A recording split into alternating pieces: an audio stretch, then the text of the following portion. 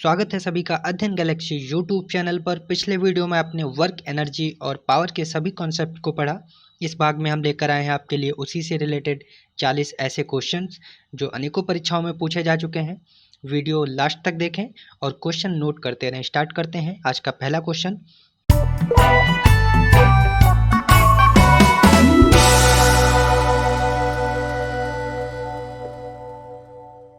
पहला क्वेश्चन है, निम्नलिखित में से कौन सा यंत्र रासायनिक ऊर्जा को विद्युत ऊर्जा में बदलता है? विकल्प है बैटरी, लाउड स्पीकर, सौर सेल और विद्युत मोटर। तो बात करते हैं ऑप्शंस की। तो विद्युत मोटर आप जानते हैं किस में चेंज करता है? विद्युत मोटर विद्युत ऊर्जा को, इलेक्ट्रिक एनर्जी को किस में कन्वर्ट करता है? यांत्रिक ऊर्जा में, मैकेनिकल एनर्जी में करता है। सौर सेल आप जानते हैं प्रकाश ऊर्जा या सौर ऊर्जा को किस में करता है? ये विद्युत ऊर्जा में कन्वर्ट करता है। जबकि लाउड स्पीकर की बात करें, लाउड स्पीकर किस एनर्जी को किस में कन्वर्ट करता है? लाउड स्पीकर विद्युत ऊर्जा को ध्वनि ऊर्जा में, साउंड एनर्जी में कन्वर्ट करता है। नोट कर लेंगे। और बैटरी आपका राइट आंसर हो जाएगा। रासायनिक ऊर्जा को विद्युत ऊर्जा में कन्वर्ट करने वाला जो डिवाइस है वो हो जाएगी बैटरी। ये ऑप्शन करेक्ट हो जाता है। अगला क्वेश्चन देखते हैं। किसी वस्तु में उसकी स्थिति के कारण संचित ऊर्जा कहलाती है। आपके विकल्प हैं गतिज ऊर्जा, स्थितिज ऊर्जा, यांत्रिक ऊर्जा या विद्युत ऊर्जा। सही आंसर कौन सा हो जाएगा? स्थितिज ऊर्जा। स्थिति के कारण संचित ऊर्जा स्थितिज ऊर्जा या पोटेंशियल एनर्जी कहलाएगी। राइट आंसर हो जाएगा बी। अगला क्वेश्चन देखते हैं। निम्नलिखित में से जूल किसका मात्रक है? आपके विकल्प हैं कार्य, शक्ति, संवेग या इनमें से कोई नहीं। तो आप जानते हैं जूल मात्रक पढ़ा था हमने पिछले वीडियो में। कार्य का मात्रक हो जाएगा जूल। और शक्ति के मात्रक की बात करें तो आप जानते हैं पावर का P=W/T और इसका मात्रक क्या होता है? वॉट। संवेग की बात करें तो फॉर्मूला आप जानते हैं P=mv और यहाँ से इसकी यूनिट निकाल लेंगे किलोग्राम इंटू मीटर पर सेकेंड। मास की यानी द्रव्यमान की किलोग्राम हो जाएगी, जबकि वेग की या वेलोसिटी की मीटर पर सेकेंड हो जाएगी। तो यूनिट क्या फाइनली आएगी संवेग की? किलोग्राम मीटर पर सेकेंड। आगे बढ़ते हैं। इस क्वेश्चन का राइट आंसर क्या हो गया? कार्य का मात्रक जूल होता है। ए विकल्प सही हो जाएगा। अगला क्वेश्चन देखते हैं। ऊर्जा की वाणिज्यिक इकाई है, कॉमर्शियल यूनिट पूछा गया है। विकल्प है watt, watt hour, kilowatt hour या किलोवाट। राइट आंसर हो जाएगा किलोवाट आवर। सी विकल्प सही हो जाता है। Kilowatt hour. एक किलोवाट आवर ही इसी को एक यूनिट भी बोलते हैं। और एक यूनिट यानी 1 किलोवाट में कितने जूल होते हैं? 3.6 इंटू 10⁶ जूल होते हैं एक यूनिट में जूल। ये संख्या हो जाएगी, ये वैल्यू पूछी जाती है, नोट कर लेंगे। तो राइट आंसर हो जाएगा सी। अगला क्वेश्चन देखते हैं। जब कोई वस्तु स्वतंत्र रूप से जमीन पर गिर रही होती है तो उसकी कुल ऊर्जा विकल्प है बढ़ती है, घटती है, स्थिर रहती है या पहले बढ़ती है फिर घटती है। तो जब कोई वस्तु फ्रीली नीचे गिरेगी, जमीन पर गिरेगी स्वतंत्र रूप से, तो उसकी जो टोटल एनर्जी होगी वह कांस्टेंट रहेगी, स्थिर रहेगी। सी विकल्प सही हो जाता है। अगला क्वेश्चन देखते हैं। एम द्रव्यमान की वस्तु पृथ्वी से एच ऊंचाई पर स्थित हो तो स्थितिज ऊर्जा क्या हो जाएगी? फॉर्मूला पूछा गया है स्थितिज ऊर्जा का। तो क्या होता है फॉर्मूला? आपके विकल्प हैं mgh, हाफ mv² mv और F/s। आप जानते हैं F/s किसका फॉर्मूला है? W का, कार्य का हो गया। आप जानते हैं m/v किसका फॉर्मूला है? संवेग का है। P का हो गया P=mv and half mv² kinetic energy यानी गतिज ऊर्जा का फॉर्मूला है। बचा आपका mgh, U= या W=mgh। ये हो जाएगा स्थितिज ऊर्जा का फॉर्मूला। नोट कर लेंगे। आपका राइट आंसर हो जाएगा ए, mgh। अगला क्वेश्चन देखते हैं। कार्य करने में मानव शरीर द्वारा ऊर्जा प्रयुक्त ऊर्जा होती है। विकल्प हैं स्थितिज ऊर्जा, गतिज ऊर्जा, रासायनिक ऊर्जा या नाभिकीय ऊर्जा। राइट आंसर हो जाता है रासायनिक ऊर्जा। मानव शरीर के द्वारा कार्य करने के लिए प्रयुक्त ऊर्जा रासायनिक ऊर्जा होती है, जो कार्बोहाइड्रेट, वसा और प्रोटीन से हमको मिलती है। अगला क्वेश्चन देखते हैं। सी विकल्प सही हो गया। नेक्स्ट क्वेश्चन है आपका, शुष्क सेल में जो ऊर्जा संग्रहित होती है वह है। आपके विकल्प हैं यांत्रिक, वैद्युत, रासायनिक या ऊष्मीय। तो शुष्क सेल में आंसर हो जाएगा रासायनिक। शुष्क सेल में संग्रहित ऊर्जा रासायनिक ऊर्जा होती है, जो विद्युत ऊर्जा में कन्वर्ट करती है। रासायनिक ऊर्जा को विद्युत ऊर्जा में परिवर्तित कर देती है। राइट आंसर हो जाएगा रासायनिक। अगला क्वेश्चन देखते हैं। जब एक वस्तु का वेग दोगुना हो जाता है तो इसका आपके विकल्प हैं त्वरण, दोगुना हो जाता है, संवेग दोगुना हो जाता है, गतिज ऊर्जा दोगुनी हो जाती है या स्थितिज ऊर्जा दोगुनी हो जाती है। तो देखते हैं, वस्तु का वेग अगर दोगुना होगा तो राइट आंसर क्या हो जाएगा, संवेग दोगुना हो जाएगा। क्यों? क्योंकि संवेग का फॉर्मूला क्या होता है, P = mv। अगर क्वेश्चन के अकॉर्डिंग वेग को दोगुना कर दें यानी v 2v कर दें तो आप जानते हैं इसमें पुट करेंगे वैल्यू तो 2mv हो जाएगा। आप यहाँ से देख सकते हैं mv अगर फार्मूला इनिशियली वाला रखेंगे तो 2 एक्स्ट्रा में है प्रोडक्ट में, तो आप जानते हैं ये दोगुना हो जाएगा, संवेग दोगुना हो जाएगा। 2 टाइम्स हो गया संवेग, अगर वेग दोगुना करेंगे तो संवेग भी दोगुना हो जाएगा। अगला क्वेश्चन देखते हैं, बी विकल्प सही हो गया। 1 जूल बराबर है, इंपॉर्टेंट क्वेश्चन है। ऑप्शन है आपके 10⁻³ अर्ग, 10⁻5 अर्ग, 10⁻7 या 10⁻11 अर्ग। तो 1 जूल किसके बराबर है, तो राइट आंसर हो जाएगा 10⁻7 अर्ग, सी विकल्प सही हो जाता है। कार्य आप जानते हैं अदिश राशि है, मात्रक कार्य का क्या होता है, जूल होता है एमकेएस सिस्टम में। अगर हम बात करें अर्ग की तो ये सीजीएस सिस्टम में कार्य का मात्रक अर्ग होता है और 1 जूल बराबर 10⁻7 अर्ग होते हैं। अगर हम एक अर्ग की बात करें तो एक अर्ग इसका अपोजिट हो जाएगा, एक अर्ग बराबर क्या हो जाएगा 10⁻⁻7 जूल। तो राइट आंसर क्या हो जाएगा 10⁻7 जूल। अगला क्वेश्चन देखते हैं, अश्व शक्ति किसका एकक है या मात्रक है, आपके विकल्प हैं जूल, काम, शक्ति या बल। राइट आंसर क्या हो जाएगा शक्ति, अश्व शक्ति, शक्ति लगा हुआ है यहीं से आप कर सकते हैं, शक्ति यानी पावर।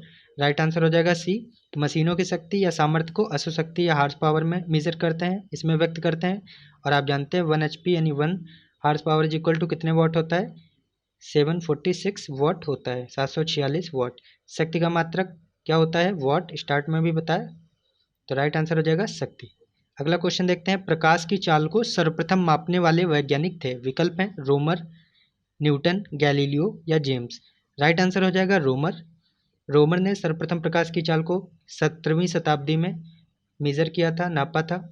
प्रकाश की चाल की बात करें तो क्या होता है, सी से डिनोट करते हैं, 3 × 10⁸ मीटर पर सेकेंड, ये प्रकाश की चाल होती है। राइट आंसर क्या हो जाएगा रोमर, रोमर ने सर्वप्रथम प्रकाश की चाल को मापा था। अगला क्वेश्चन देखते हैं, विद्युत मोटर में विद्युत ऊर्जा किस ऊर्जा में रूपांतरित होती है, विकल्प हैं गतिज ऊर्जा, यांत्रिक ऊर्जा, स्थितिज ऊर्जा या इनमें से कोई नहीं। तो विद्युत मोटर विद्युत ऊर्जा को किस में कन्वर्ट करेगा, राइट आंसर क्या हो जाएगा बी, यांत्रिक ऊर्जा में करेगा, मैकेनिकल एनर्जी में कन्वर्ट करेगा। विद्युत मोटर विद्युत ऊर्जा को यांत्रिक ऊर्जा में बदल देगा। अगला क्वेश्चन है, 10 किलोग्राम का एक पिंड जमीन से 10 मीटर की ऊंचाई पर स्थित है, उसकी स्थितिज ऊर्जा क्या होगी, विकल्प है 9600 जूल, 980 जूल, 1000 जूल या 9800 जूल।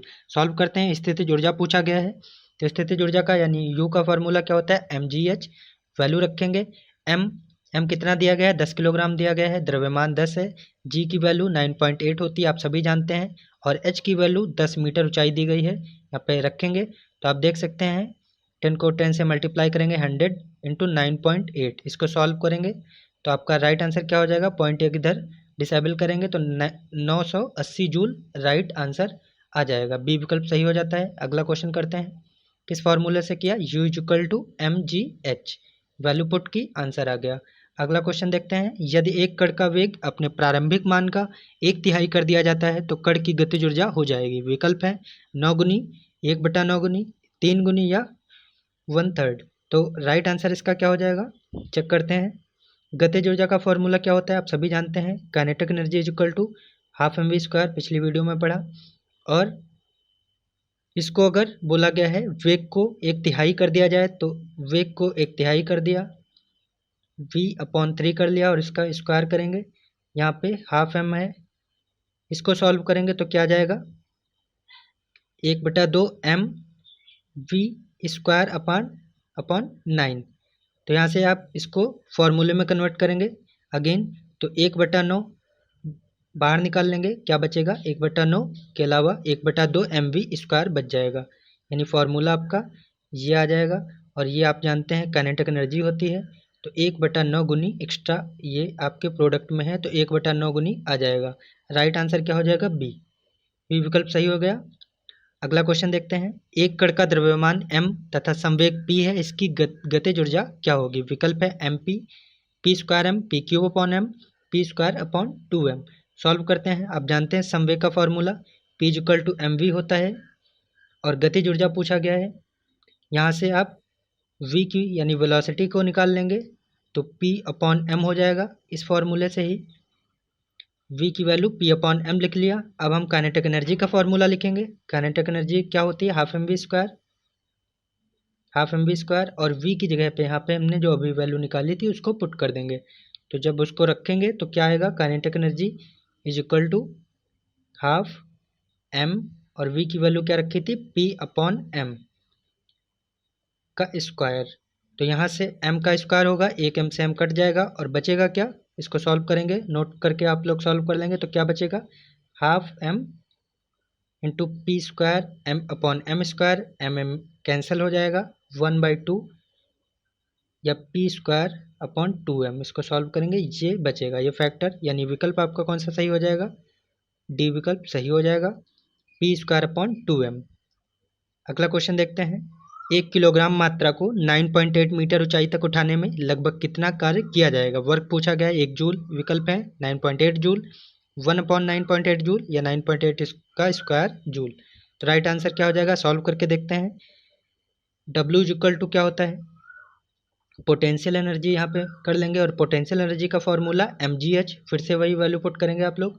तो इसमें m 1 है, g 9.8 है और h क्या है? h को भी 9.8 रखेंगे। 9.8 मीटर ऊंचाई दी गई है, जबकि g की वैल्यू आप जानते हैं 9.8। तो क्या मल्टीपल आ गया? 9.8 इंटू 9.8।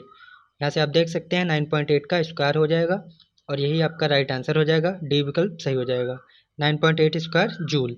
अगला क्वेश्चन देखते हैं। ऊर्जा संरक्षण के सिद्धांत का अर्थ है। विकल्प है, ऊर्जा का पर्यावरण संरक्षण में उपयोग करके, ऊर्जा संरक्षित है, ना इसका सृजन होता है, ना ही विनाश। सी विकल्प है, हमें ऊर्जा को संरक्षित करना चाहिए, या डी इनमें से कोई नहीं। तो आप जानते हैं law of conservation of energy क्या कहता है?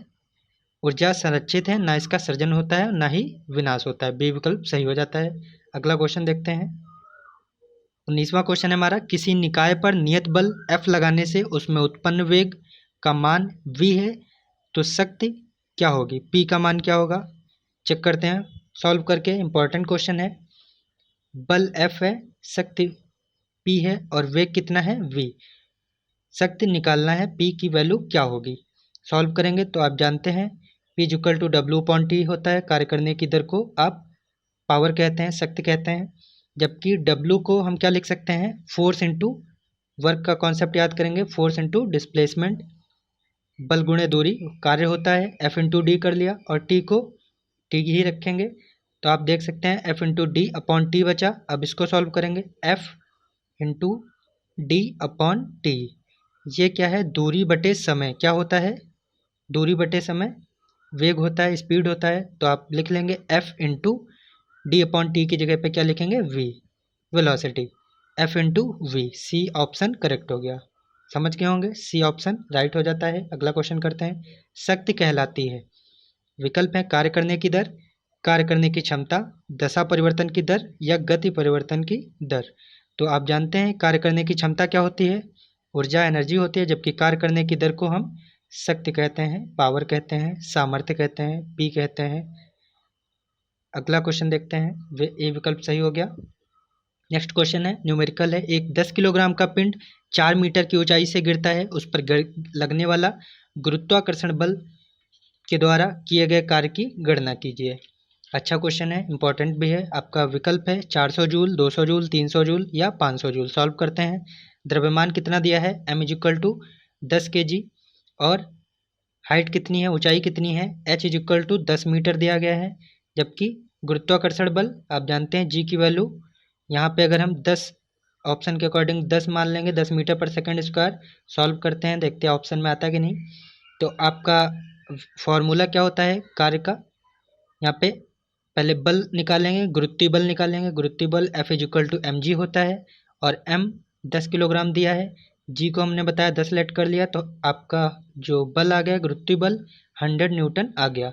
आप याद रखेंगे 100 न्यूटन आया। उसके बाद कार्य की वैल्यू निकालेंगे, तो कार्य का फॉर्मूला क्या होता है? Work = force into displacement, F into S तो F की वैल्यू अभी 100 निकाली थी और S की वैल्यू 4 मीटर दिया है, तो 100 इंटू 4 क्या आ जाएगा 400।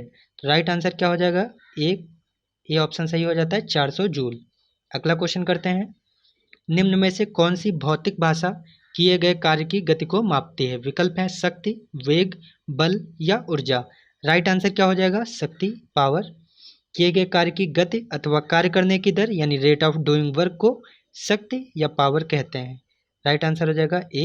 आप जानते हैं फॉर्मूला शक्ति का कार्य बटे समय P=W/T। आप जानते हैं यूनिट जूल पर सेकंड या इसी को वॉट बोलते हैं, जूल पर सेकंड या वॉट। अगला क्वेश्चन देखते हैं, ऊर्जा में किस ऊर्जा में दो प्रकार की ऊर्जा होती है? विकल्प है विद्युत ऊर्जा में, रासायनिक ऊर्जा में, ध्वनि में या यांत्रिक ऊर्जा में। राइट आंसर क्या हो जाएगा यांत्रिक ऊर्जा, मैकेनिकल एनर्जी। मैकेनिकल एनर्जी में दो तरीके की ऊर्जा होती हैं, काइनेटिक एनर्जी और पोटेंशियल एनर्जी। राइट आंसर हो जाएगा यांत्रिक। अगला क्वेश्चन देखते हैं, यदि एक हवाई जहाज 4000 मीटर की दूरी तय करता है और किया गया कार्य 20000 जूल है, तो बल आपको फाइंड करना है। आपके विकल्प हैं 10 न्यूटन, 0.5 न्यूटन, 20 न्यूटन या 5 न्यूटन। सॉल्व करेंगे, कार्य का फॉर्मूला आप जानते हैं, कार्य बराबर बल गुणे विस्थापन। यहाँ से बल आप निकाल लेंगे, बल बराबर कार्य बटे विस्थापन, इसी फॉर्मूले से वैल्यू रखेंगे। डब्ल्यू की वैल्यू क्या है 20000 है, कार्य कितना है 20000 जूल है, जबकि दूरी जो है हाइट वो 4000 है। इसको सॉल्व करेंगे, 4 5 जा 20, 5 न्यूटन आ जाएगा। डी विकल्प सही हो जाएगा। समझ गए? अब कौन सा फार्मूला लगाया, W=F/S, यानी कार्य बराबर बल गुणे विस्थापन, 5 न्यूटन राइट आंसर हो जाता है। अगला क्वेश्चन करते हैं, निम्नलिखित में से कौन सा किए गए कार्य का उदाहरण नहीं है? विकल्प है लड़के का कमरे में दीवार को धक्का देना, सतह पर पड़े कंकड़ पर दबाव डालना, लड़की द्वारा एक ट्रॉली को धक्का देने पर ट्रॉली का आगे बढ़ जाना, या डी विकल्प है किताब को किसी ऊंचाई तक उठाना। राइट आंसर क्या हो जाएगा ए। ये किए गए कार्य का उदाहरण नहीं है। आपने पिछली वीडियो में समझा होगा कॉन्सेप्ट। हमने क्या बताया था, अगर किसी एक पर्टिकुलर डायरेक्शन में आप दिशा में विस्थापन नहीं कर रहे हैं या उस चीज़ में कोई भी चेंज नहीं हो रहा है, गतिशील वो वस्तु नहीं हो रही है, तो वो कार्य नहीं माना जाएगा। ऐसा ही वो लड़का कर रहा है, कमरे में दीवार को धक्का दे रहा है, आप जानते हैं दीवार धक्का उसमें नहीं लगेगा, तो राइट आंसर हो जाएगा ए। जबकि बाकी तीनों विकल्प कहीं ना कहीं एक डायरेक्शन में हो रहे हैं, गतिशील कर रहे हैं किसी भी पर्टिकुलर एक ऑब्जेक्ट को, तो वो आंसर नहीं होंगे, वो कार्य के एक एग्जाम्पल है। लेकिन लड़के का कमरे में दीवार को धक्का देना कार्य का उदाहरण नहीं है, इसलिए विकल्प ए सही हो जाता है। अगला क्वेश्चन देखते हैं, निम्नलिखित में से कौन सी ऊर्जा सदैव धनात्मक होती है? पॉजिटिव कौन सी होती है? आपके विकल्प हैं गुरुत्वाकर्षण ऊर्जा, स्थैतिक ऊर्जा, गतिज ऊर्जा या स्थितिज ऊर्जा। राइट आंसर क्या हो जाएगा गतिज ऊर्जा यानी काइनेटिक एनर्जी। ये क्यों होता है, फॉर्मूला आप जानते हैं, काइनेटिक एनर्जी =12 mv², और m आप जानते हैं कभी निगेटिव हो नहीं सकता, और v को अगर हम निगेटिव ले भी लेंगे तो उसका स्क्वायर करेंगे तो अगेन पॉजिटिव आ जाएगा, इसलिए गतिज ऊर्जा सदैव धनात्मक या पॉजिटिव होती है। सी विकल्प सही हो जाता है। अगला क्वेश्चन देखते हैं, भूमि से 8 मीटर की ऊंचाई पर 20 किलोग्राम द्रव्यमान के पिंड में निहित ऊर्जा कितनी होगी? विकल्प है 16 जूल, 160 जूल, 1600 जूल या 16000 जूल। राइट आंसर क्या हो जाएगा, सॉल्व करके देखते हैं। U यानी पोटेंशियल एनर्जी mgh होता है, और m यहाँ पे कितना दिया गया है 20 किलोग्राम है, g की वैल्यू 10 लेट कर लेंगे और h की वैल्यू 8 मीटर कर लेंगे, तो आप इसको सॉल्व करेंगे, 8 2 जा 16 और 2 जीरो हैं तो 1600 जूल, यानी सी विकल्प सही हो जाएगा। सी विकल्प राइट हो गया। फॉर्मूला कौन सा लगाया, स्थितिज ऊर्जा बराबर m×g×h, द्रव्यमान गुणे गुरुत्वाकर्षण गुणे हाइट। अगला क्वेश्चन देखते हैं, एक घर में एक महीने में 200 इकाई ऊर्जा की खपत होती है, जूल में यह ऊर्जा कितनी होगी? सॉल्व करके देखते हैं, इंपॉर्टेंट क्वेश्चन है। तो जूल में ऊर्जा पूछी गई है, एक महीने में 200 इकाई ऊर्जा की खपत हो रही है, तो सॉल्व करेंगे। 1 यूनिट आप जानते हैं 1 किलोवाट आवर के बराबर होता है, 1 unit =1 kilowatt hour, and 1 kilowatt hour = पिछले क्वेश्चन में भी बताया 3.6 × 10⁶ जूल, ये वैल्यू होती है 1 किलोवाट घंटे की। जबकि 200 इकाई ऊर्जा यानी 200 यूनिट खर्च हो रहा है एक घर में, तो 200 यूनिट का अगर निकालेंगे तो 200 यूनिट बराबर क्या हो जाएगा 200 किलोवाट आवर, 200 किलोवाट आवर, और इसको चेंज करेंगे अगर हम जूल में तो क्या आ जाएगा 200 इंटू 3.6 इंटू 10⁻6 जूल। यह आ गया आपका जूल में वैल्यू। इसको सॉल्व करेंगे, 36 दूना 72 और ये 0 डिसेबल करेंगे तो 7.2 और 10⁻6 से 10⁻8 हो जाएगा। तो राइट आंसर क्या हो जाएगा? B, 7.2 into 10⁻8 joule. यह आपका राइट आंसर हो जाएगा। समझ गए होंगे क्वेश्चन। अगला क्वेश्चन देखते हैं। अगला क्वेश्चन है, यदि किसी कण का रैखिक संवेग दोगुना कर दिया जाए तो इसकी गतिज ऊर्जा पर क्या प्रभाव पड़ेगा? दोगुनी हो जाएगी, चौगुनी, आधी या वही रहेगी? सॉल्व करके देखते हैं। P इक्वल टू यानी संवेग बराबर आप जानते हैं द्रव्यमान गुणे वेग होता है, m इंटू वी। गतिज ऊर्जा हाफ एम वी स्क्वायर। इसको हम सॉल्व करेंगे तो गतिज ऊर्जा में हाफ एम वी स्क्वायर जो था उसमें हम m अपॉन m यानी m से मल्टीप्लाई और m से डिवाइड कर देंगे। यहाँ पे आप देख सकते हैं M V square, M square और वी स्क्वायर ऑलरेडी है, तो हाफ एम स्क्वायर और वी स्क्वायर लिख लेंगे और नीचे आपका m बचेगा। m और v का प्रोडक्ट आप जानते हैं p यानी संवेग होता है, तो यहाँ से क्या हो जाएगा? Half M square V square का मतलब p स्क्वायर हो जाएगा अपॉन m। तो देख सकते हैं p स्क्वायर अपॉन 2m आ गया। अगर हम संवेग को दोगुना कर दें, ये भी चेक कर लेते हैं क्या वैल्यू आई, p स्क्वायर अपॉन 2m। अगर संवेग को दोगुना करेंगे यानी 2p कर दिया और इसका स्क्वायर लगा हुआ है, तो आप देख सकते हैं 2 का square 4p square upon 2m। तो कितना गुना आ गया? p स्क्वायर अपॉन 2m क्या होता है? काइनेटिक एनर्जी होता है, यानी 4 इंटू काइनेटिक एनर्जी। तो गतिज ऊर्जा का कितने गुना आ गया? 4 गुना। विकल्प सही हो जाएगा बी। अगला क्वेश्चन देखते हैं। प्रतिदिन 8 घंटे जलाने पर 100 वाट के 10 लैंपों की मासिक खपत होगी। अच्छा क्वेश्चन है। 8 घंटे जलाने पर 100 वाट के 10 लैंपों की मासिक खपत कितनी होगी? सॉल्व करते हैं। आपके विकल्प हैं 240 मात्रक, 250 मात्रक, 480 मात्रक या 500 मात्रक। सॉल्व करेंगे तो 100 यानी जो वाट हैं, जो आपकी लैंप हैं 10 और जो घंटे हैं आवर, इसको मल्टीप्लाई करके 1000 से डिवाइड कर देंगे। 0 0 कैंसिल हो जाएंगे। कितना बचा? 8 8 आया, 8 यूनिट। ये आ गया एक दिन का। अब आपको बोला गया है मासिक खपत। तुम जानते हैं महीने में 30 दिन होते हैं और 30 को 8 से मल्टीप्लाई करेंगे 240 यूनिट आ जाएगा। ये विकल्प सही हो जाता है। समझ गए होंगे। अगला क्वेश्चन देखते हैं। जब वस्तु का विस्थापन बल की दिशा में हो तो किया गया कार्य क्या होता है? विकल्प है बल इंटू दूरी, दूरी गुणे बल, बल गुणे बल या दूरी गुणे दूरी। तो वस्तु का विस्थापन बल की दिशा में हो तो किया गया कार्य क्या होता है? बल गुणे दूरी या बल गुणे विस्थापन। ए विकल्प सही हो जाएगा। W is equal to F into S. W का मतलब जूल। Right answer A. अगला क्वेश्चन। गतिज ऊर्जा का मान निर्भर करता है। विकल्प हैं केवल वस्तु के द्रव्यमान पर, केवल वस्तु के वेग पर, द्रव्यमान और वेग दोनों पर या कोई नहीं। तो गतिज ऊर्जा बार बार फॉर्मूला लिख रहे हैं। काइनेटिक एनर्जी आप जानते हैं half M V square. M क्या है यहाँ पर? एम है आपका द्रव्यमान और वी क्या है? वेग है। तो देख सकते हैं दोनों सी ऑप्शन में है, द्रव्यमान और वेग दोनों किस में है? सी में है। सी आपका राइट आंसर हो जाएगा। द्रव्यमान पर भी निर्भर करता है और वेग पर भी गतिज ऊर्जा डिपेंड करती है। अगला क्वेश्चन है, स्वतंत्रता पूर्वक गिरती हुई वस्तु की गतिज ऊर्जा का मान नियत रहता है, बढ़ता रहता है, घटता रहता है या शून्य रहता है? तो स्वतंत्रता पूर्वक अगर वस्तु गिरेगी तो उसकी जो काइनेटिक एनर्जी यानी गतिज ऊर्जा होगी वो कंटिन्यू इंक्रीज करती रहेगी, बढ़ती रहेगी। बी विकल्प सही हो जाता है। अगला क्वेश्चन देखते हैं। निम्न में से कौन सा जैव मात्रा ऊर्जा स्रोत का उदाहरण नहीं है? विकल्प है लकड़ी, गोबर गैस, नाभिकीय ऊर्जा या कोयला। जैव मात्रा का ऊर्जा का स्रोत नहीं है, वो है आपका नाभिकीय ऊर्जा। जबकि लकड़ी, गोबर और कोयला ये सभी फ्यूल्स जैव स्रोत के उदाहरण हैं, नाभिकीय ऊर्जा नहीं है, इसलिए राइट आंसर सी हो जाता है। अगला क्वेश्चन देखते हैं। निम्न में से समुद्री ऊर्जा है, ओशियन एनर्जी। विकल्प है समुद्री तापीय ऊर्जा, तरंग ऊर्जा, ज्वारीय ऊर्जा या उपरोक्त सभी। तो आप जानते हैं ये तीनों ऊर्जा समुद्री ऊर्जा के अंतर्गत आती हैं, इसलिए विकल्प आपका सही हो जाएगा डी, उपरोक्त सभी। अगला क्वेश्चन देखते हैं। जब पंखा बिजली से चलता है तो विद्युत ऊर्जा किस ऊर्जा में रूपांतरित होती है? विकल्प है यांत्रिक ऊर्जा में, प्रकाश ऊर्जा में, चुंबकीय ऊर्जा में या ध्वनि ऊर्जा में। राइट आंसर क्या हो जाएगा? यांत्रिक ऊर्जा में। यांत्रिक ऊर्जा में कन्वर्ट हो जाती है विद्युत ऊर्जा, यांत्रिक ऊर्जा में मैकेनिकल एनर्जी में कन्वर्ट हो जाती है एक फैन के द्वारा। अगला क्वेश्चन। गिरता हुआ नारियल, गतिशील कार, लुढ़कता हुआ पत्थर, दौड़ता हुआ खिलाड़ी, आदि किस ऊर्जा के उदाहरण हैं? Potential energy, kinetic energy, light energy या केमिकल एनर्जी। तो आपका राइट आंसर हो जाएगा काइनेटिक एनर्जी यानी गतिज ऊर्जा।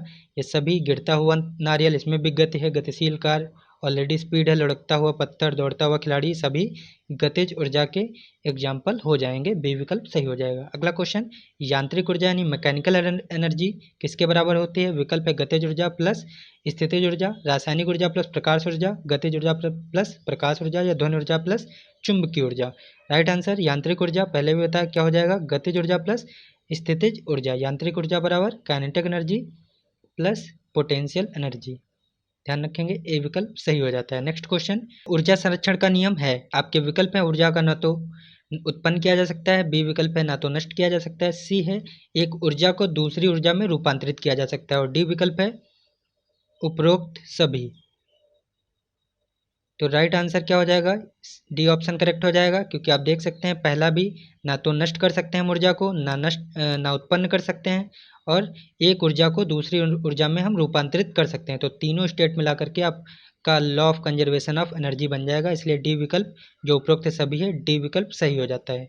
अगला क्वेश्चन देखते हैं, जब बल वस्तु की गति की दिशा में कार्य करता है तो किया गया कार्य होता है। हमने बताया था जब वस्तु की गति की दिशा में होगा तो कार्य पॉजिटिव होगा, राइट आंसर धनात्मक हो जाएगा, जबकि अपोजिट डायरेक्शन में अगर कार्य होता है तो वो ऋणात्मक हो जाएगा।